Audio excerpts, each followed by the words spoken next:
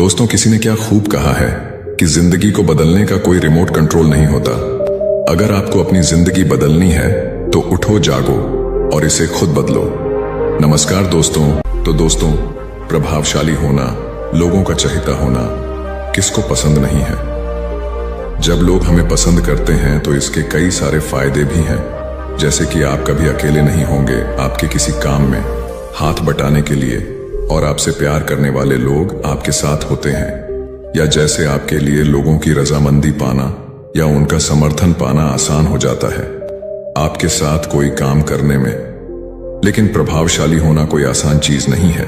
इसीलिए इस वीडियो में हम बात करेंगे उन 7 आदत के बारे में जिन्हें अपनाकर कोई भी साधारण से साधारण व्यक्ति भी एक प्रभावशाली व्यक्ति बन सकता है।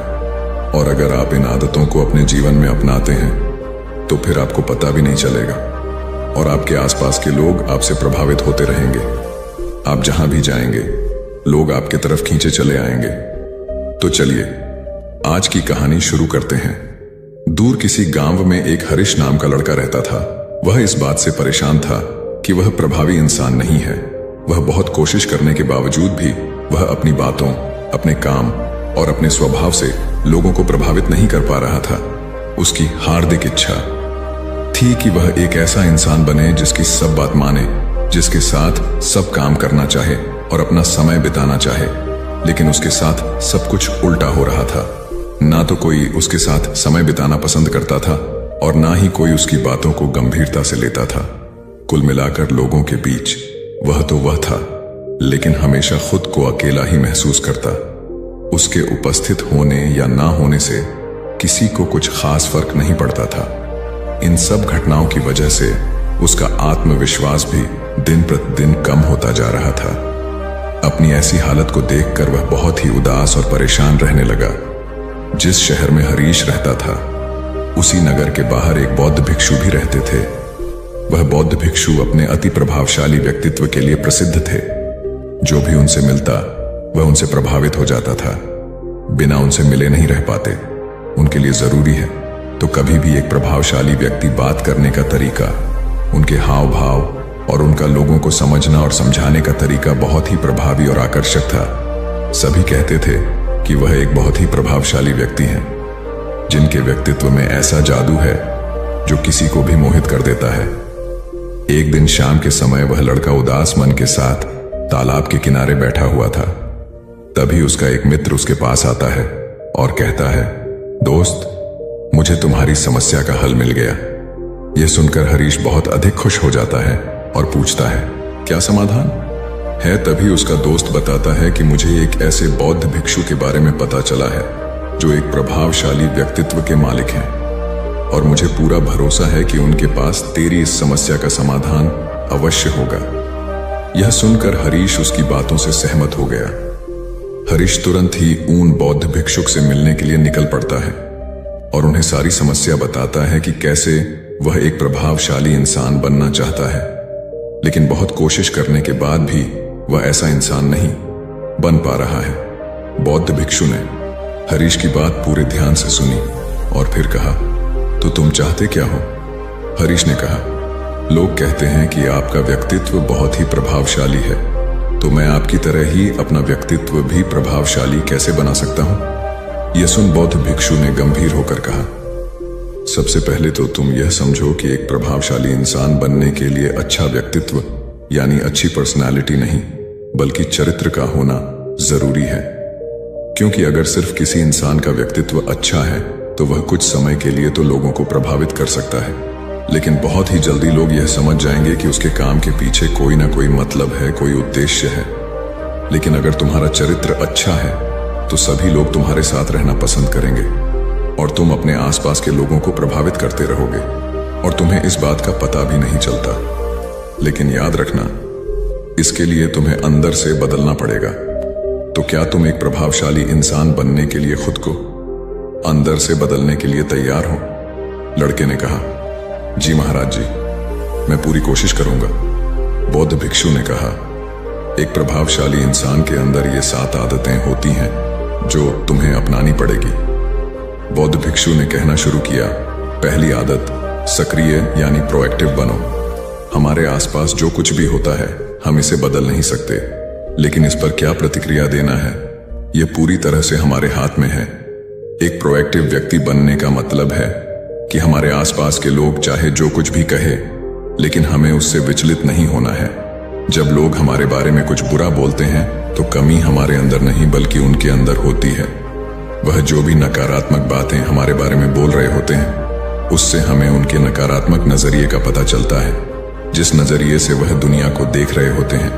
प्रोएक्टिव व्यक्ति होने का मतलब यह भी है कि हम किसी बुरी परिस्थिति से प्रभावित ना हो, फिर चाहे मौसम खराब हो या घर में अचानक कहीं कोई मुसीबत आ जाए। एक प्रोएक्टिव व्यक्ति को कोई फर्क नहीं पड़ता उसकी जिंदगी में बुरा वक्त आए या गरीबी, वह हर हाल में खुश रहता है। ऐसा व्यक्ति बुरी से बुरी परिस्थिति में भी बिना कोई शिकायत किए चुपचाप अपना काम करता रहता है, और जीवन के सबसे अच्छे दिनों में भी वह बेलगाम नहीं हो जाता, बल्कि तब भी खुद को शांत और स्थिर रखता है। प्रोएक्टिव व्यक्ति का उल्टा होता है प्रतिक्रियाशील व्यक्ति। ऐसा व्यक्ति अपने आसपास के माहौल से बहुत जल्दी प्रभावित हो जाया जाता है। अगर कोई उसकी बुराई करता है तो वह दुखी हो जाता है, अगर कोई उसकी तारीफ करता है तो वह खुश हो जाता है। अगर ऐसे व्यक्ति के साथ कुछ बुरा होता है तो वह खुद भी बुरा बन जाता है। तो अब तुम समझ गए होंगे कि प्रतिक्रियाशील व्यक्ति कभी भी एक प्रभावशाली व्यक्ति नहीं बन सकता, क्योंकि उसका नियंत्रण दूसरे के हाथों में होता है। दूसरा व्यक्ति जब भी चाहे तो उसकी बुराई करके या उसको गुस्सा दिलाकर उसे परेशान कर सकता है, जबकि एक प्रोएक्टिव व्यक्ति का नियंत्रण पूरी तरह से उसके अपने हाथों में होता है। उसे कोई भी दुखी या परेशान नहीं कर सकता जब तक कि वह खुद ना चाहे। उसे कोई फर्क नहीं पड़ता कि सामने वाला उसके बारे में क्या बोलता है या क्या सोचता है। इसलिए प्रोएक्टिव व्यक्ति एक प्रभावशाली व्यक्ति होता है। तो तुम्हें भी एक प्रोएक्टिव व्यक्ति बने रहना है, ना कि प्रतिक्रियाशील व्यक्ति। दूसरी आदत, अंत को ध्यान में रखकर शुरुआत करो। इसका मतलब है कि तुम जब भी कोई बड़ा लक्ष्य बनाओ तो तुम्हें स्पष्ट रूप से पता होना चाहिए कि तुम उस काम को क्यों कर रहे हो और उसे कैसे पूरा करना है। यानी कि हर काम की शुरुआत में ही तुम्हें उसे करने का कारण और काम को पूरा करने की योजना स्पष्ट रूप से पता होनी चाहिए। और एक बार जब तुमने अपने काम का क्यों और कैसे पता कर लिया, तो फिर तुम्हारे रोज के छोटे छोटे काम और उसके परिणाम तुम्हारे लक्ष्य की तरफ होनी चाहिए, तुम्हारी योजना से मेल खाने चाहिए। अगर तुम हर रोज वह नहीं कर रहे हो जो तुम्हारे लक्ष्य नहीं बन सकते, जैसे कि अगर तुमने अपना वजन कम करने का लक्ष्य निर्धारित किया है और तुम हर रोज मेहनत नहीं कर रहे हो, पसीना नहीं बहा रहे हो, तो इसका मतलब है कि तुम्हारे रोज के काम तुम्हारे लक्ष्य और उसकी योजना से मेल नहीं खा रहे हैं। तुम्हारी कहनी और करनी में अंतर है, और इस तरीके से लोग कभी भी तुमसे प्रभावित नहीं होंगे। इसीलिए अगर तुम एक प्रभावशाली व्यक्ति बनना चाहते हो तो तुम्हें तुम्हारे काम का कारण और उसे पूरा करने का तरीका स्पष्ट रूप से पता होना चाहिए, और साथ ही तुम्हारे विचार और कर्म भी उसके साथ मेल खाने चाहिए। बौद्ध भिक्षु ने आगे कहा, तीसरी आदत, जरूरी चीजें सबसे पहले करो। एक दिन में हमारे सामने बहुत से काम होते हैं, लेकिन हम हर काम तो नहीं कर सकते। इसलिए हमें अपने सबसे महत्वपूर्ण कामों को सबसे पहले करना चाहिए। लेकिन महत्वपूर्ण काम क्या है? देखो बेटा, महत्वपूर्ण काम वह है जिन्हें हम व्यक्तिगत रूप से सबसे मूल्यवान मानते हैं। सबसे महत्वपूर्ण कामों को सबसे पहले करने का मतलब है कि हम अपना समय और ऊर्जा अपने लक्ष्य और अपने जीवन के लिए सबसे महत्वपूर्ण कामों पर लगा रहे हैं। अब अगर तुम्हारे महत्वपूर्ण काम भी तुमसे पूरे नहीं हो पा रहे हैं, तो इसका कारण तुम्हारा अनुशासनहीन होना नहीं, बल्कि यह है कि अब तक तुमने सबसे महत्वपूर्ण कामों को अपने दिल और दिमाग में बिठाया ही नहीं, और कभी यह सोचा ही नहीं कि यह काम तुम्हारे लिए सबसे महत्वपूर्ण क्यों है। असल समस्या काम का ज्यादा होना नहीं, बल्कि फालतू कामों को ना नहीं बोल पाने की है। जैसे कि तुम कोई बहुत जरूरी काम कर रहे थे, लेकिन तभी तुम्हारा एक मित्र आता है और कहता है, चल थोड़ी देर घूम के आते हैं और बातें भी कर लेंगे। लेकिन अगर तुम्हारे दिमाग में तुम्हारा महत्वपूर्ण काम बैठा हुआ है, तो तुम तुरंत ही उसे पूरी विनम्रता के साथ जाने के लिए मना कर दो। और तुम्हें यही करना है। दिन भर के सारे गैर जरूरी कामों को तब तक ना करो जब तक कि तुम्हारे सबसे महत्वपूर्ण काम पूरे ना हो जाए। तो अब तुम समझ गए होगे कि प्रभावशाली लोग सबसे महत्वपूर्ण कामों को सबसे पहले खत्म करते हैं। बौद्ध भिक्षु ने आगे कहा, चौथी आदत, किसी भी काम में खुद के फायदे के साथ साथ दूसरों के फायदे के बारे में भी सोचो। ज्यादातर लोग अपना जीवन दूसरों से तुलना और प्रतिस्पर्धा करते हुए जीते हैं। वे अपनी सफलता दूसरों की असफलता में देखते हैं, यानी अगर मैं जीता तो तुम हारे और मैं हारा तो तुम जीते। इस तरह से जीवन हार जीत का खेल बनकर रह जाता है। लेकिन जो प्रभावशाली लोग होते हैं वे प्रतिस्पर्धा में नहीं बल्कि आपसी सहयोग में विश्वास रखते हैं। उनका मानना होता है कि इस दुनिया में सभी के लिए सब कुछ पर्याप्त मात्रा में है और सबको उसका हिस्सा मिलना चाहिए। न केवल चीजों के लिए बल्कि आपसी रिश्तों में भी यह नियम लागू करते हैं। जैसे कि जब भी उनका किसी के साथ कोई मतभेद होता है तो वे बात को मन में रखने की बजाय उस इंसान के साथ खुलकर उस बारे में बात करते हैं और कोई बीच का ऐसा रास्ता निकालते हैं जो दोनों के लिए फायदेमंद हो, जिसमें दोनों की जीत हो, न कि सामने वाला ठगा हुआ महसूस करें। और ऐसा करके वह आपसी मनमुटाव को खत्म करते हैं, साथ ही रिश्तों को पहले से भी ज्यादा मजबूत बना लेते हैं। तो अब तुम समझ गए होगी कि प्रभावशाली बनने के लिए तुम्हें खुद के अलावा सामने वाले के फायदे के बारे में भी सोचना होता है। पांचवी आदत, पहले खुद दूसरों को समझने का प्रयास करो, फिर उनसे उम्मीद करो कि वह तुम्हारी बात को समझेंगे।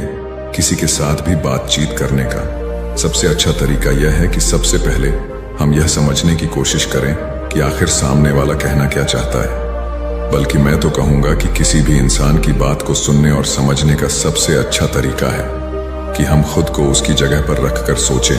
तब जाकर हम सही तरीके से समझ पाएंगे कि आखिरकार सामने वाला हमसे कहना क्या चाहता है। जब हम किसी की बात को ध्यान से सुनते ही नहीं तब हम उसकी भावनाओं को समझे बिना ही उसे सलाह देने लग जाते हैं। लेकिन जब हम उसे समझने की कोशिश करते हैं तभी हम जान पाते हैं कि असल में वह इंसान कैसा महसूस कर रहा है। और जब हम इस तरीके से किसी की बात सुनते हैं तब जाकर हम उस इंसान को कुछ अच्छी सलाह दे पाएंगे या सच में उसकी कुछ मदद कर पाएंगे। ज्यादातर लोग बातचीत के दौरान सिर्फ यही कहते रहते हैं कि अगर तुम्हारी जगह मैं होता तो ऐसा करता, या फिर एक बार मेरी बात मानकर तो देखो। लेकिन वह कभी भी यह समझने का प्रयास नहीं करते कि सामने वाला व्यक्ति क्या कर रहा है, और इसका परिणाम यह होता है कि सामने वाला उन पर कभी भरोसा नहीं करता और फिर ना ही कभी अपनी समस्याएं उनके पास लेकर आता है। इसलिए अगर तुम सच में किसी की मदद करना चाहते हो तो सबसे पहले उन्हें समझने का प्रयास करो। ऐसा करके तुम उनका विश्वास जीत पाओगे और उन्हें इस बात का भरोसा हो जाएगा कि तुम्हारे काम के पीछे किसी भी प्रकार का कोई लाभ या उद्देश्य नहीं है। तुम तो बस उनकी मदद करना चाहते हो और फिर इस तरीके से वह भी तुम्हें समझना शुरू कर देंगे। और यही है प्रभावशाली इंसान बनने का पांचवा नियम। बौद्ध भिक्षु ने आगे कहा, छठा नियम, प्रभावशाली लोग आपसी तालमेल और सहयोग के साथ काम करते हैं। वह लोग जो दूसरों को प्रभावित करते हैं इस बात को अच्छे से समझते हैं कि दो दिमाग हमेशा ही एक दिमाग से बेहतर होते हैं। इसलिए वह एक दूसरे का सहयोग करके किसी भी समस्या का समाधान निकालने की कोशिश करते हैं। लेकिन इंसानी स्वभाव के कारण आपसे तालमेल बैठाना इतना आसान नहीं होता, क्योंकि सबके अनुभव और दुनिया को देखने का दृष्टिकोण अलग अलग होता है और प्रभावशाली लोग इस बात को भी समझते हैं। इसीलिए वह एक दूसरे के विचार और दृष्टिकोण को समझने और स्वीकारने का प्रयास करते हैं और आपसी मतभेद को भुलाकर साथ काम करते हैं, क्योंकि वह समझते हैं कि हर इंसान का अपना अनुभव, सोच और विशेषताएं होती हैं। जब अलग अलग खूबियों, अनुभवों और सोच वाले इंसान एक साथ मिलकर काम करते हैं तो उस काम का परिणाम एक इंसान की तुलना में कहीं ज्यादा अच्छा और नया होता है। इसलिए प्रभावशाली लोग अलग अलग सोच रखने वाले लोगों के साथ मिलजुल कर काम करना पसंद करते हैं ताकि वे नई चीजें सीख सकें और कुछ नया और सबसे अलग अनुभव पा सके। बौद्ध भिक्षु ने आगे कहा कि प्रभावशाली लोग अंतिम मदद के लिए खुद को शारीरिक, मानसिक, भावनात्मक और आध्यात्मिक रूप से तरोताजा रखने के लिए रोज कुछ न कुछ करते हैं। प्रभावशाली लोग इस बात को अच्छे से समझते हैं कि अगर उनके जीवन में कोई सबसे महत्वपूर्ण चीज है तो वह है उनका शरीर और उनका दिमाग, और वह इसे मजबूत और ताजगी से रखने के लिए रोज कुछ नया सीखते और करते हैं। अपने शरीर को मजबूत और स्वस्थ रखने के लिए वे हर रोज कोई ना कोई शारीरिक गतिविधि करते हैं, जैसे कि कसरत या योग अभ्यास करके। अपने दिमाग को नई जानकारी से भरने के लिए वे रोज कुछ नया सीखते हैं या पढ़ते रहते हैं। इसके लिए वे किताबें पढ़ते हैं, नए लोगों से बात करते हैं या फिर नई जगहों पर घूमने जाते हैं। बहुत सारे लोग प्रभावशाली इसलिए होते हैं क्योंकि वे जीवन भर कुछ ना कुछ सीखते रहते हैं, खुद को नई जानकारी देते रहते हैं और भावनात्मक रूप से खुद को ताजगी से रखने के लिए ये लोग ध्यान या एकांत का सहारा लेते हैं। कई बार खुद के अंदर नयापन लाने के लिए ये लोग खुद को कुछ दिनों के लिए बाहरी दुनिया से काट लेते हैं। इसके अलावा यह लोग आध्यात्मिक रूप से भी सक्रिय होते हैं। इसके लिए यह लोग जो भगवान में आस्था रखते हैं उनकी पूजा पाठ और आराधना इत्यादि करते हैं। साधारण शब्दों में कहें तो प्रभावशाली लोग लगातार खुद में सुधार लाते रहते हैं और अपने शरीर, मन और आत्मा को तरोताजा रखते हैं। और अगर गौर से देखा जाए तो ये सारी आदतों में से यह 7वीं आदत सबसे ज्यादा जरूरी और प्रभावी है, क्योंकि इसके बिना बाकी की 6 आदतें उतनी प्रभावी नहीं रह जाएंगी जितनी उन्हें होनी चाहिए। और कोई भी इंसान कितना भी प्रभावशाली क्यों ना हो, लेकिन अगर वह खुद को शारीरिक, मानसिक, भावनात्मक और आध्यात्मिक रूप से तरोताजा नहीं रखता तो धीरे धीरे उसका प्रभाव कम होना शुरू हो जाएगा। तो यह थी एक प्रभावशाली इंसान बनने की 7 आदतें जिन्हें अपनाकर कोई भी इंसान प्रभावशाली बन सकता है। बौद्ध भिक्षु की यह सारी बातें सुनने के बाद अब उस लड़के को भी यह भरोसा हो गया था कि इन 7 आदतों को अपनाने के बाद वह भी एक प्रभावशाली इंसान बन सकता है। इसके लिए उसने उन बौद्ध भिक्षु को धन्यवाद किया और खुशी खुशी अपने मित्र के साथ वहां से चला गया। तो दोस्तों, उम्मीद है इस वीडियो से आपको काफी कुछ सीखने को मिला होगा, और अगर कुछ सीखने को मिला हो तो हमारे इस वीडियो को लाइक, शेयर और साथ ही कमेंट में नमो बुद्धाय जरूर लिखिएगा। धन्यवाद। अरे यह भी कोई काम है। इसके बाद उन्होंने ढेर सारे तथ्यों के साथ अपने काम को महत्वहीन बताने की कोशिश की। उन्होंने यह भी कहा कि इस समय जो काम मेरे जिम्मे है उसके आधार पर दूसरे संस्थान में नौकरी भी नहीं मिलेगी। इस बात को मुकेश के रिपोर्टिंग मैनेजर मिस्टर कुमार को बताया गया। वह सुलझे हुए इंसान हैं। उन्होंने तरीके से मुकेश को समझाया कि उनका काम कैसे महत्वपूर्ण है। मिस्टर कुमार ने उनसे पूछा, मुकेश पहले अपने काम के बारे में बताइए। मुकेश ने कहा, मेरा काम यह देखना है कि हमारी कंपनी के प्रोडक्ट में कहां कहां गड़बड़ी है, उसे कैसे दूर किया जा सकता था, आगे ऐसा क्या किया जाए जिससे पुरानी खामियां फिर से सामने नहीं आए। मुकेश की बात खत्म होते ही मिस्टर कुमार ने कहा, यह जानकर अच्छा लगा कि आपको अपने काम की अच्छी समझ है। जैसा आपने कहा है उसके अनुसार आपका काम प्रोडक्ट को कैसे बेहतर बनाया जाए और उसके निर्माण के दौरान की खामियों को दूर करने से जुड़ा है। मुकेश ने हाँ में सर हिलाया। इसके बाद मिस्टर कुमार ने पूछा, जब प्रोडक्ट को लेकर इतनी बड़ी ही जिम्मेदारी कंपनी ने आपको दी है तब आप अपने काम को महत्वहीन क्यों समझते हैं? एक आम धारणा है कि जो लोग प्रोडक्ट के निर्माण से सीधे जुड़े हैं वही मेनस्ट्रीम में काम करते हैं, लेकिन हर काम मेनस्ट्रीम का होता है। अगर ऐसा नहीं होता तो कंपनी आपके ऊपर खर्च नहीं करती। कंपनी को पता है कि आपके काम का परिणाम प्रोडक्ट पर दिखेगा। इसलिए इस बात को मन से निकालिए कि आप जो काम कर रहे हैं उसकी पूछ नहीं है। ध्यान से देखेंगे तो लगेगा कि आपका काम ही सबसे महत्वपूर्ण है। एकता और समझदारी। ऊंचे आकाश में सफेद कबूतरों की एक टोली उड़कर जा रही थी। बहुत दूर जाना था उन्हें, लंबा रास्ता था। सुबह से उड़ते उड़ते थकान होने लगी थी। सूरज तेजी से चमक रहा था। कबूतरों को भूख लगने लगी थी। तभी उन्होंने देखा कि नीचे जमीन पर चावल के बहुत से दाने पड़े थे। कबूतरों ने एक दूसरे से कहा, चलो भाई थोड़ी देर रुककर कुछ खा लिया जाए, फिर आगे जाएंगे। एक बुजुर्ग कबूतर ने चारों ओर देखा। वहां दूर दूर तक कोई घर या मनुष्य दिखाई नहीं दे रहा था। फिर चावल के ये दाने यहां कहां से आए? बुजुर्ग कबूतर ने बाकी कबूतरों को समझाया, मुझे लगता है कि यहां कुछ गड़बड़ है, तुम लोग नीचे मत उतरो। लेकिन किसी ने भी उसकी बात नहीं सुनी। सभी कबूतर तेजी से उतरे, दाना चुगने लगे। इतने बढ़िया दाने बहुत दिनों के बाद खाने को मिले थे। वे बहुत खुश थे। जब सभी ने भरपेट खा लिया तो बोले, चलो भाई अब आगे चला जाए। लेकिन यह क्या? जब उन्होंने उड़ने की कोशिश की तो उड़ ही नहीं पाए। दोनों के साथ साथ वहां एक चिड़ीमार का जाल भी था जिसमें उनके पांव फंस गए थे। उन्हें अपनी गलती पर पछतावा हुआ। बूढ़ा कबूतर पेड़ पर बैठकर सब देख रहा था। उसने जब अपने साथियों को मुसीबत में देखा तो फौरन उड़ा और चारों ओर देखा। दूर उसे चिड़ीमार आता दिखाई दिया। वह फौरन लौटा और अपने साथियों को बताया। सब वहां से निकलने का उपाय सोचने लगे। तब बूढ़े कबूतर ने कहा, दोस्तों, एकता में बड़ी शक्ति होती है। सब एक साथ उड्डत होगे तो जाल तुम्हें रोक नहीं पाएगा। उसने गिना, 1 2 3। उड़ो सारे कबूतरों ने एक साथ जोर लगाया और जाल उनके साथ उठने लगा। जब तक चिड़ीमार वहां पहुंचा तब तक जाल काफी ऊपर उठ चुका था। वह देखता ही रह गया और कबूतर जाल लेकर उड़ गए। बूढ़ा कबूतर सबसे आगे उड़ रहा था। काफी देर उड़ने के बाद वे नीचे उतरे। वहां कबूतरों के दोस्त चूहे रहते थे। चूहों ने अपने तेज दांतों से जाल काट दिया। इस तरह बूढ़े कबूतर की समझदारी और साथ मिलकर काम करने से सभी कबूतर बच गए। एक शहर में एक बहुत अमीर व्यक्ति रहता था। उसका नाम तो था धनीमल, लेकिन था वह बेहद कंजूस। उसका कहना था कि अगर आप अपना पैसा अपने पास रखेंगे तो सबको पता चल जाएगा कि आपके पास बहुत पैसे हैं। फिर चोर डाकू आपके पीछे पड़ जाएंगे और सारा पैसा गुजरात को आकर गड्ढे में देख लेता था कि उसका सोना वहां है या नहीं। उसे विश्वास था कि कोई भी चोर इस जगह के बारे में नहीं जान पाएगा, लेकिन ऐसा नहीं हुआ। धीरे धीरे पूरे शहर में यह चर्चा होने लगी कि धनीमल रात में शहर के बाहर जाकर कुछ करता है। एक रात जब उसने गड्ढा खोद कर देखा तो सोना वहां से गायब था। उसे गहरा सदमा लगा और वह चीख कर रोने लगा। उसके रोने की आवाज सुनकर बहुत से लोग वहां आ गए।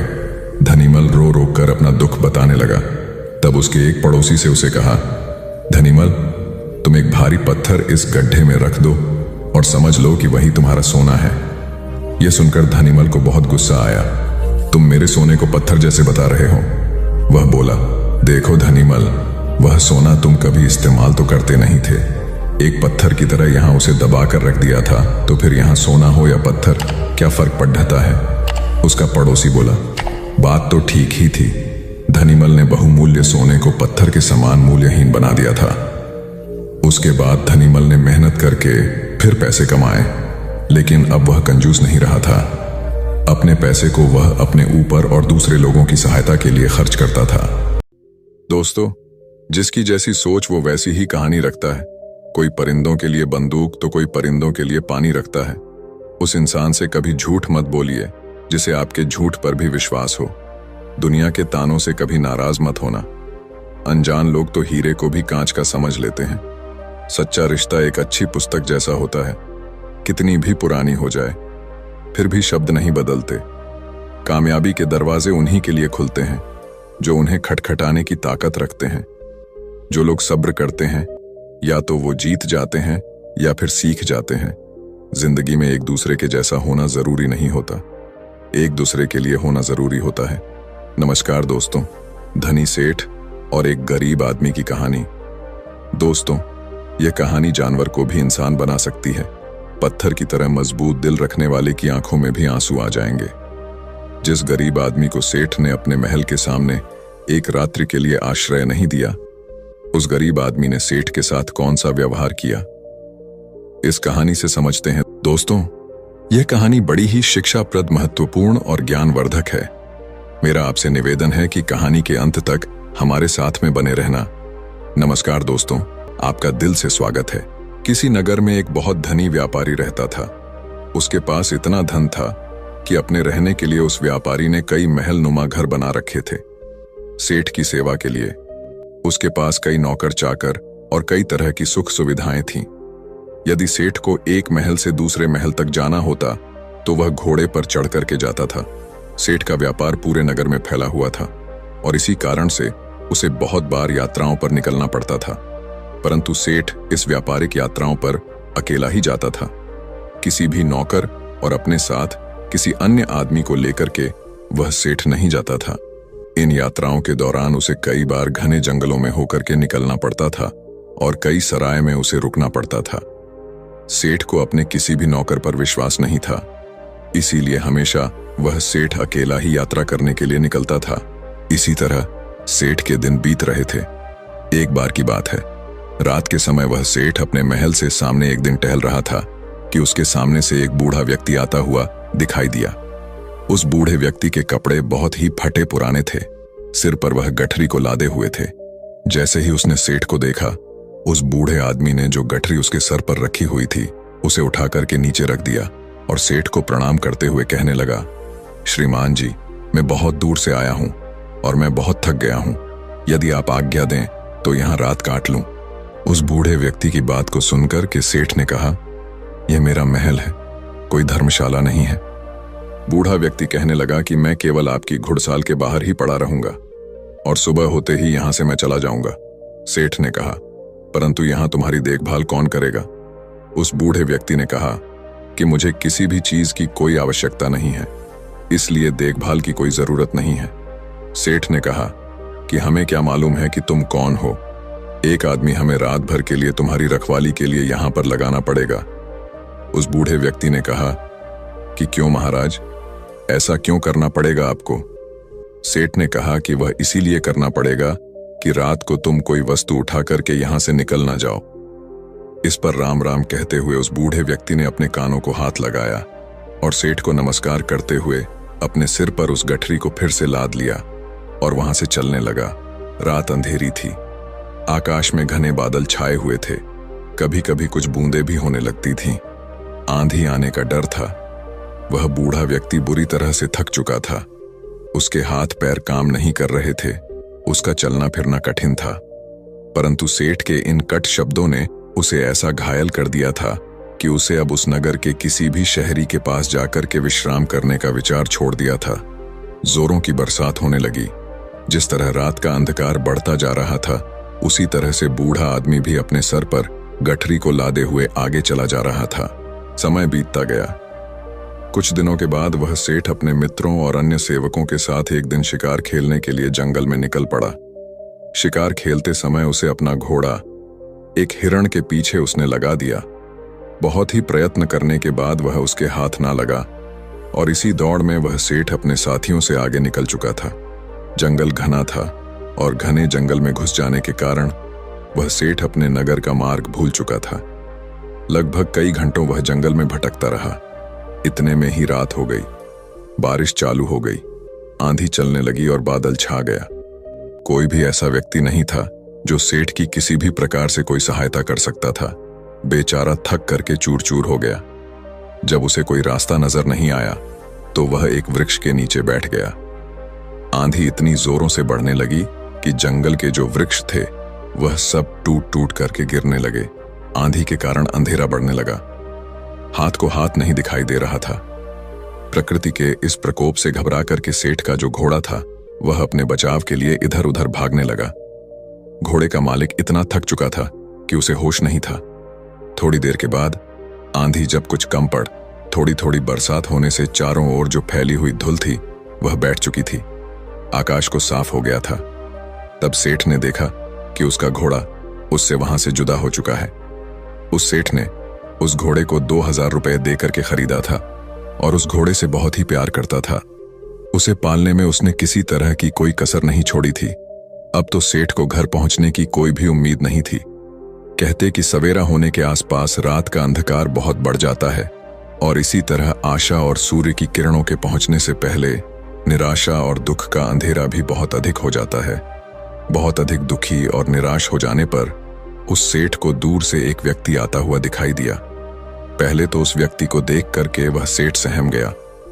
कहीं यह कोई व्यक्ति चोर या डाकू ना हो जो उसे आकर के उसे लूट ले। परंतु जब उस व्यक्ति ने सेठ के पास आकर के नमस्कार करते हुए अपने होठों की मुस्कान से सेठ के हृदय को निर्मल कर दिया, सेठ को बड़ी उम्मीद दिखाई दी। उसे आशा का प्रकाश दिखाई देने लगा। हंसते हुए उस व्यक्ति ने सेठ से कहा, आप इतने क्यों घबराते हैं? साथियों के बिछड़ने से, राह भटकने से और किसी की सहायता ना मिलने से कहते हुए सेठ ने अपनी सारी जो कहानी थी उस व्यक्ति को सुना दी।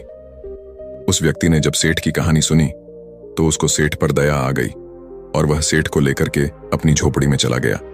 वहां जाकर उसने बताया कि वह अपने पिता के साथ रहता है। जो भी रूखा सूखा भोजन हम लोग खाते हैं आप भी खा लेना और यहीं पर रुक करके विश्राम कर लेना। सेठ ने कहा कि परंतु मेरे घोड़े का क्या होगा? उस व्यक्ति ने कहा, सुबह होने से पहले मैं आपके घोड़े को किसी भी तरह से ढूंढ लूंगा। सेठ ने कहा कि वह कैसे ढूंढोगे? तुम बड़ा घना जंगल है, इतनी अंधेरी रात है, तुम कैसे ढूंढ सकोगे? उस व्यक्ति ने कहा कि मैं इस जंगल के कोने कोने से परिचित हूं। सेठ ने कहा, तो क्या तुम मेरे साथियों को भी ढूंढ सकोगे? उस व्यक्ति ने कहा, यदि वे इस जंगल में हुए तो मैं अवश्य ही उन्हें ढूंढ निकालूं। इस उत्तर को सुनकर के उस अमीर सेठ को बड़ा ही संतोष हुआ। उसके मन में बड़ी उम्मीद जगी और इस तरह से वह सेठ पूरी तरह से निश्चिंत हो चुका था। वह अब भी सोया नहीं था कि उस व्यक्ति ने सेठ के सामने एक दूध का कटोरा ला करके रख दिया। सेठ ने कहा कि यह क्या है महाशय? उस व्यक्ति ने कहा कि सेठ जी, यह हमारी बकरी का दूध है। सेठ ने कहा कि तुम्हारे पास कितनी बकरियां हैं? उस व्यक्ति ने कहा कि मेरे पास तो सिर्फ एक बकरी है। सेठ ने कहा, क्या एक बकरी इतना दूध दे सकती है? या एक शेर से अधिक नहीं होगा? तुम भी पियो। उस व्यक्ति ने कहा कि नहीं, पिताजी ने कहा है कि आज का जो भी दूध है वह केवल अतिथि सेवा में लगाया जा सकता है। आज हम लोग दूध नहीं पिएंगे। सेठ ने कहा कि ऐसा क्यों? उस व्यक्ति ने कहा कि हमारे यहाँ सबसे बढ़िया चीज दूध को समझा जाता है और अतिथि की सेवा में हम लोग इसको पेश कर देते हैं। मैं पिताजी का इकलौता पुत्र हूं और दूध हमारे यहाँ सर्वोत्तम भोजन समझा जाता है। पिताजी ने यह आपकी सेवा में भेजा है। सेठ ने कहा कि तुम तो सचमुच देवता हो। सेठ की बात को सुनकर के वह व्यक्ति कहने लगा, नहीं सेठ जी, देवता तो बहुत दूर की चीज है। हम तो पूरी मानवता को भी नहीं अपना सके। उसकी बात को सुनकर के सेठ ने कहा, नहीं भैया, मानवता तो आप में कूट कूट करके भरी हुई है। इस तरह बातें करते करते वह सेठ सो गया। अपने अतिथि की सच्ची सेवा करने वाला वह व्यक्ति चुपके से उठा और हाथ में मसाल लिया और अपने अतिथि के घोड़े को ढूंढने के लिए वहां से वह चल दिया। ढूंढते ढूंढते वह सुबह के समय के आसपास ढूंढा। बहुत ढूंढने के बाद आखिर उसे घोड़ा मिल गया। वह अपने अतिथि का घोड़ा ला करके अपनी झोपड़ी पर लौट आया। जब उसकी मां ने देखा कि अतिथि का घोड़ा मिल गया है तो वह उठ करके घोड़े के लिए सारा डालने लगी। वह जानती थी कि घोड़ा जंगल से घास चर करके आया होगा, परंतु फिर भी उसने अतिथि के घोड़े की सेवा करना अपना परम कर्तव्य समझा। घोड़े को यदि सारा ना मिलता तो शायद अतिथि सेवा अधूरी समझी जाती। सुबह के समय जब वह अमीर सेठ सो करके जगा तो उसने देखा कि उसका जो घोड़ा है वह सारा खा रहा था और अतिथि सेवक वह व्यक्ति उसके सामने हाथ जोड़े हुए कह रहा था, आज ईश्वर ने हमारी लाज रख ली। उसको सुनकर के सेठ ने पूछा कि कैसे? उस व्यक्ति ने कहा, सेठ जी, आपका घोड़ा सकुशल मिल गया। यदि वह सामने की ओर निकल जाता तो शायद बाघ उसे अपना शिकार बना लेता। इतना सुनकर कि उस सेठ ने उस व्यक्ति को बहुत सा धन्यवाद दिया। इस समय उसे व्यक्ति की वृद्ध माता ने अतिथि के लिए दूध का कटोरा भर करके भेज दिया। दूध पी लेने के बाद सेठ घर लौटने की इच्छा प्रकट करते हुए कहा, मैं तुम्हारे पिताजी से मिलना चाहता हूं।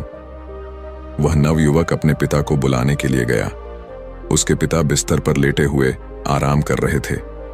उस युवक ने पहुंच करके कहा कि पिताजी, जो अतिथि महाशय हैं वह आपको याद कर रहे हैं। उस पिताजी ने पूछा कि किस लिए? पुत्र ने कहा कि वे जानना चाहते हैं। पिता ने कहा, उनसे कहो कि कुछ दिन और ठहरे। पुत्र ने कहा कि मैंने कहा था परंतु वह नहीं मानते। पिता ने कहा, अच्छा तो उन्हें उनके घर तक छोड़ करके आओ। पुत्र ने कहा, जाने से पहले वह आपके दर्शन करना चाहते हैं। पिता ने कहा, बेटा अच्छा, तो यही होगा कि मैं उनसे ना मिलूं। पिता की इस तरह की बात को सुनकर के पुत्र को कुछ आश्चर्य हुआ।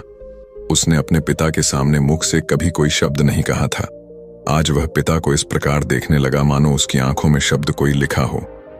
पिता ने पुत्र के प्रश्न को पढ़ लिया और उसे धीरे से समझाता हुआ कहने लगा, बेटे, तुम शायद यही पूछना चाहते हो कि मैं अतिथि से इस प्रकार दूर रह करके उसका निरादर क्यों कर रहा हूं। असल में मेरी इस बात में भी अतिथि का सत्कार का भाव ही भरा हुआ है। पुत्र ने पिता की बात को सुनक के कहा, मैं इस अनादर में आदर की भावना को समझ नहीं सका। पिताजी, पिता ने कहा, समझाओ भी कैसे? ऐसी कौन सी कठिन बात है जो मुझे न समझ सके? पिता ने कहा, यह एक व्यर्थ घटना है जिसके बारे में बताना नहीं चाहता। पुत्र ने कहा कि अच्छा, तो अतिथि महोदय से आपके बारे में क्या कहूं? पिता ने कहा कि यही कि पिताजी बूढ़े हैं और रोगी भी हैं। वह बिस्तर से उठकर कि चलने फिरने में असमर्थ, इसलिए उनका बाहर आना कठिन है। पुत्र ने अपने पिता का जो संदेश था वह जाकर के उस सेठ को सुना दिया। इस बात को सुनकर के सेठ कहने लगा, इस पवित्र स्थान पर आकर के मैं ऐसे महात्मा को देखे बिना यहां से कैसे वापस चला जाऊं, जिसके घर में भूले भटके को मार्ग दिखाया जाता है, जहां अतिथि की सेवा की जाती है, जी जान लगा करके की जाती है, जहां अजनबी अतिथि के घोड़े को ढूंढने के लिए घर वाले अपनी जान की बाजी लगा देते हैं, और जहां जो घर की गृहिणी है वह अपना खान पान उठा करके अतिथि के घोड़े की पेट भरने के लिए तैयार करती है। तुम्हारे पिता को देखकर ही मेरा जीवन सफल हो सकता है। सेठ का संदेश पुत्र ने पिता तक पहुंचा दिया। अब बूढ़ा क्या करता, उसे सेठ के सामने आना ही पड़ा। सेठ ने देखते ही पहचान लिया कि यह तो वही बूढ़ा है जो कुछ दिन पहले उनके महल के सामने सर पर गठरी उठाए हुए आया था। एक रात के लिए उसने आश्रय मांगा था और सेठ ने उसे चोर तक कह दिया था। कितनी दानव थी उसके दुर्व्यवहार में। इस वृद्ध के पुत्र ने अपनी मानवता का परिचय देकर के उस सेठ के हृदय को बिल्कुल बदल दिया था। अमीर सेठ हाथ जोड़ करके खड़ा हो गया और अपने दुर्व्यवहार के लिए उस बूढ़े व्यक्ति से क्षमा याचना करने लगा। बूढ़े व्यक्ति ने कहा, आपकी ओर से क्षमा याचना का प्रश्न ही पैदा नहीं होता है, क्योंकि मैं बाहर आकर के आपको उस पुरानी घटना की याद नहीं दिलाना चाहता था। आपके आग्रह को मैं टाल नहीं सका, इसीलिए मुझे यहां आना पड़ा। इससे शायद आपको बड़ा दुख हुआ हो, अतः मुझे आपसे क्षमा मांगनी चाहिए। सेठ ने कहा, कितना ऊंचा है आपका व्यक्तित्व। इतना कह करके वह अमीर सेठ उस वृद्ध के चरणों में गिर पड़ा। उसके नेत्रों से पश्चाताप के आंसू झर रहे थे, उसके होंठ फड़फड़ा रहे थे, मानो वह यही कह रहे हों कि इस बूढ़े की झोपड़ी महलों से भी ऊंची है, क्योंकि जहां मानवता का निवास है। इसके बाद उस सेठ को सुरक्षित वह सेठ अपने घर में लौट आया। इस घटना के बाद उस सेठ का हृदय परिवर्तन हो गया। जहां कठोर हृदय वाला वह सेठ था, उसे किसी पर विश्वास और दया की भावना उसके मन में नहीं होती थी, वही सेठ बिल्कुल बदल चुका था। अब वह दीन और दुखियों की सेवा करता और उसके द्वार पर आने वाले जो भी अतिथि थे उनका पूरा स्वागत सत्कार करने लगा। सेठ का पूरा परिवर्तन हो चुका था। जो पत्थर दिल सेठ था वह पूरी तरह से पिघल चुका था। दोस्तों, ये कहानी आपको कैसी लगी है, एक प्यारा सा कमेंट करके जरूर बताना। और यदि वीडियो आपको पसंद आया है, अच्छा लगा है, तो इस वीडियो को लाइक शेयर करके चैनल को सब्सक्राइब जरूर कर देना। तो चलिए फिर मिलते हैं ऐसी एक और नई वीडियो में एक नए मैसेज के साथ। तब तक के लिए अपना ख्याल रखें। धन्यवाद और नमो बुद्धाय। दोस्तों, पुराने समय में ब्रह्मचर्य के लिए एक उचित शिक्षा दी जाती थी और लोग ब्रह्मचर्य को लेकर सजग रहा करते थे, और हर व्यक्ति ब्रह्मचर्य के नियमों के बारे में जानता था और यह भी जानता था कि ब्रह्मचर्य के समय किन सजगता को ध्यान में रखना होता है। लेकिन बीच में समय कुछ ऐसा रहा जिसमें ब्रह्मचर्य की अवधारणा बिल्कुल लुप्त सी हो गई और लोग अपने मनमानी का आचरण करने लगे। और ज्यादा दिक्कत तो तब आई जब इस आधुनिकता का प्रभाव लोगों पर पड़ने लगा और लोगों के पास इंटरनेट और मोबाइल पहुंचने लगा, और इसका परिणाम यह हुआ कि लोग ब्रह्मचर्य का पालन करने का छोड़ो, लोग ब्रह्मचर्य का मतलब तक भूल गए, क्योंकि यह आधुनिकता लोगों को वैसी चीजें उपलब्ध करवाने लगी जो लोगों के ब्रह्मचर्य को तोड़ने लगी, और लोग अपने मोबाइल में ऐसी चीजें खोजने लगे और ऐसे चलचित्र देखने लगे जिनसे आज की हमारी युवा पीढ़ी को बहुत ही बड़ी बड़ी सती झेलनी पड़ी। यह सती लोगों को अपने शरीर पर देखने को मिली, मानसिक स्तर पर देखने को मिली। लोग इससे बहुत चिंतित हुए और इसको सही करने के लिए हर संभव प्रयास करने लगी, और धीरे धीरे ब्रह्मचर्य की अवधारणा फिर से लोगों में आने लगी। और आज लोग ब्रह्मचर्य के बारे में सजग हो रहे हैं और इसके मतलब को समझकर इसे अपनाने का प्रयास कर रहे हैं। गौतम बुद्ध ने ब्रह्मचर्य के पालन पर अपने बहुत सारे उपदेशों में उपदेश दिया, और आज हम इसी विषय पर बात करने वाले हैं कि ब्रह्मचर्य की सती जो हमें होती है उसको कैसे ठीक किया जाए, उसको कैसे सुधारा जाए। आज हम बात करेंगे ऐसे ही वीर्यवर्धक योग के बारे में जो आपको वीर्य सती से नुकसान होता है उसको ठीक करेगा। इसके साथ साथ तुम्हें कुछ और चीजों के बारे में ध्यान देना होगा। आप उन पर ध्यान देंगे तो आपको और भी अधिक लाभ प्राप्त होंगे और तेजी से आपको लाभ प्राप्त होंगे।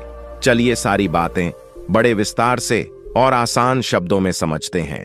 एक बार एक बौद्ध भिक्षु अपने कुछ शिष्यों के साथ एक आश्रम में रहा करते थे। वह गुरु अपने सभी शिष्यों को रोजाना उपदेश दिया करते थे और जीवन में सही राह पर चलने का मार्गदर्शन दिया करते थे। एक बार एक नौजवान लड़का उन गुरु के पास आता है और आकर उन गुरु से कहता है कि हे गुरुवर, मैं अपने शरीर का नाश अपने ही हाथों कर चुका हूं।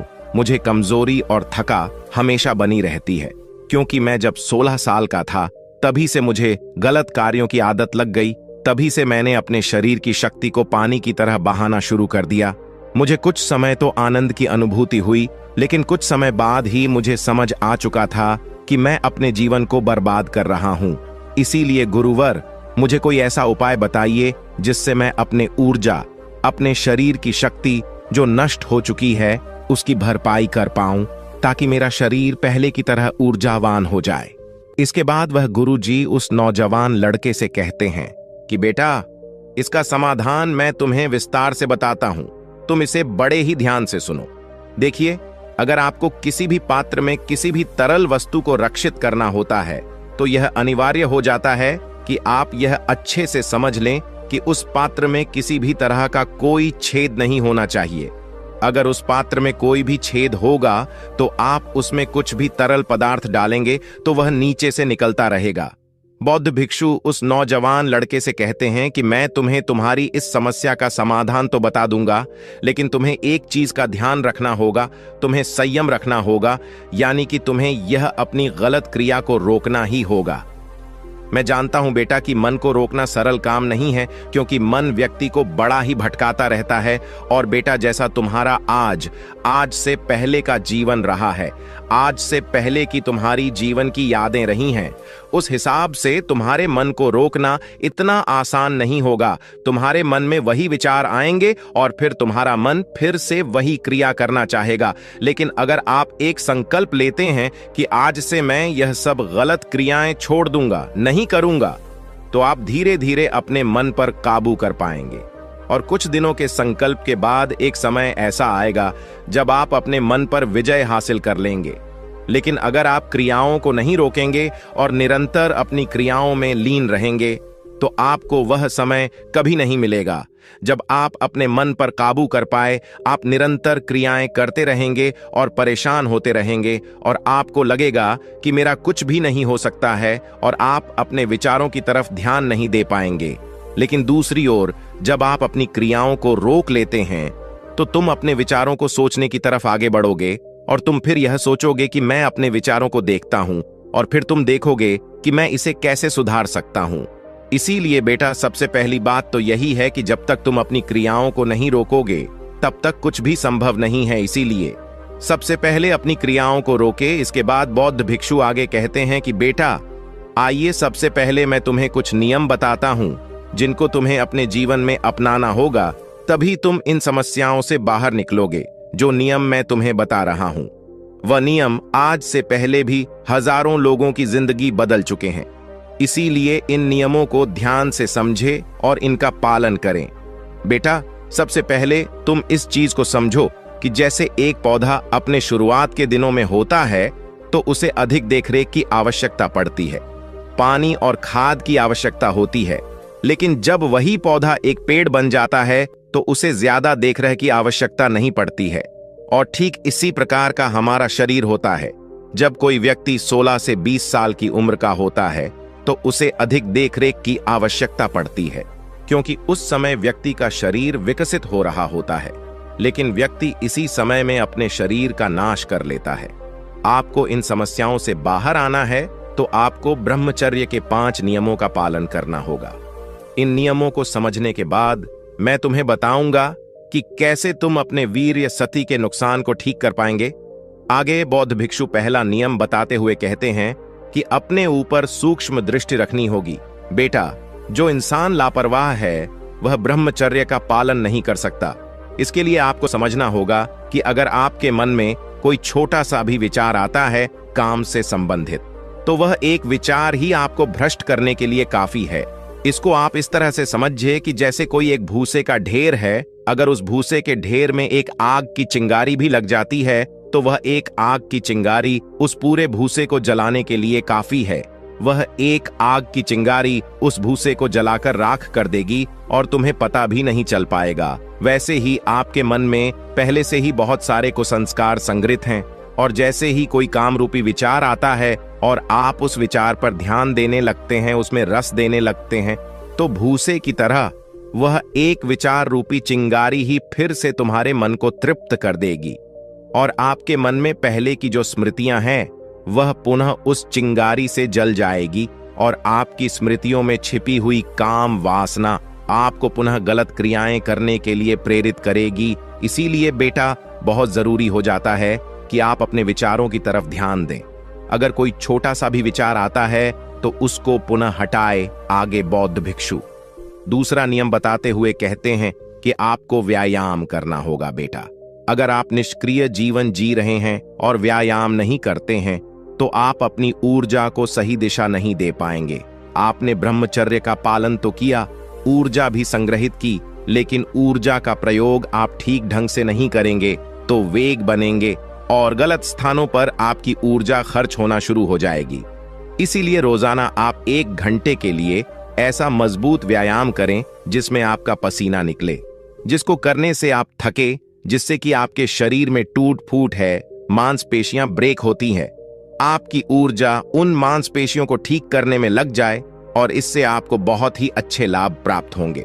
अगर आप 1 घंटे का अच्छा व्यायाम करते हैं तो आपकी पाचन क्रिया मजबूत होगी, आपको कभी भी कब्ज की समस्या नहीं होगी, आपका मल अच्छे से निष्कासित होगा और आपकी ऊर्जा भी अच्छे कार्यों में लगेगी।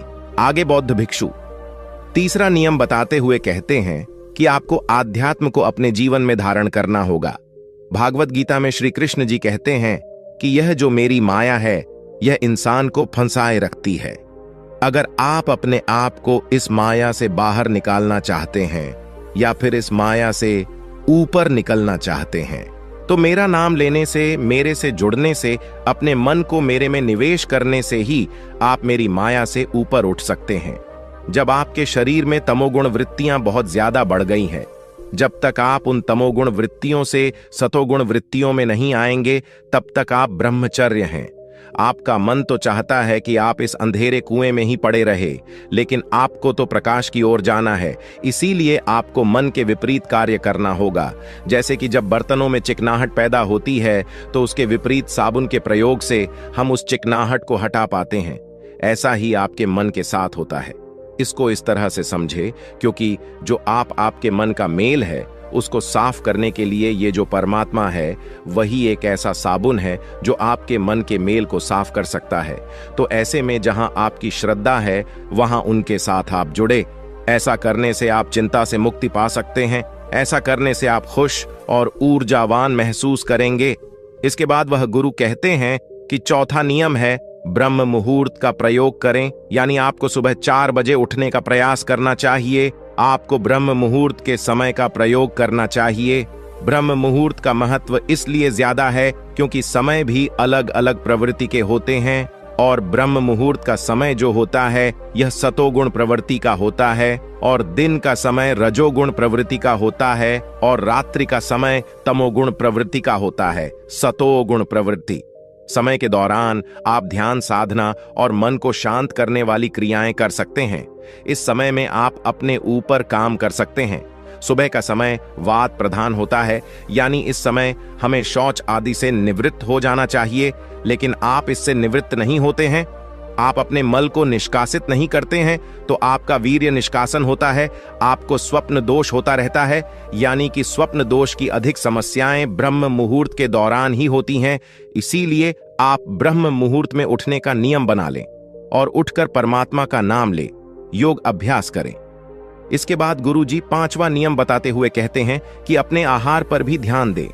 ब्रह्मचर्य का पालन करते समय लोगों को यह परेशानी आती है कि वह प्याज और लहसुन के प्रयोग पर नियंत्रण नहीं कर पाते हैं, क्योंकि लहसुन प्याज ब्रह्मचर्य पालन करने वाले व्यक्तियों के लिए सही नहीं है, लेकिन प्याज लहसुन से भी बुरा आपके लिए बासी भोजन होता है, जैसे कि जंक फूड, फास्ट फूड आदि। इसीलिए आप पहले उन चीजों को छोड़ने का प्रयास करें जो आपके लिए ज्यादा हानिकारक है।